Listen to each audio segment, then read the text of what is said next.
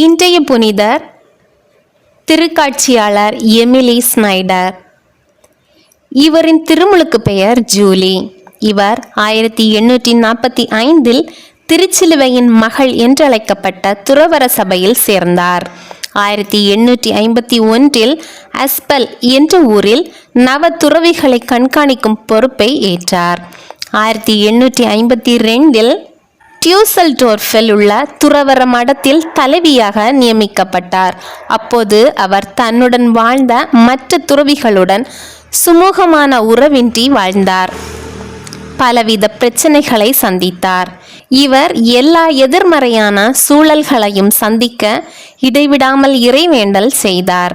இயேசுவின் திரு இருதயத்தின் அன்பை சுவைத்தார். தேவையான சக்தியை திருச்சிலுவையிலிருந்து பெற்றார். இவர் அடிக்கடி ஆண்டவரிடமிருந்து திருக்காட்சிகளை பெற்றார். இவர் இறந்த பிறகு டியூசல்டோர்ஃபில் உள்ள தெரேசியன் மருத்துவமனையில் அடக்கம் செய்யப்பட்டார். அங்குதான் இன்று வரை அவரின் கல்லறை உள்ளது. ஜெபம்.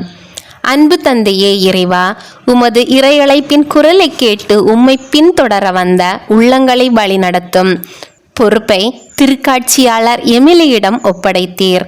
இன்றும் நவத்துறவிகளை வழிநடத்தும் ஒவ்வொரு பொறுப்பாளர்களையும் நீர் ஆசீர்வதியும்.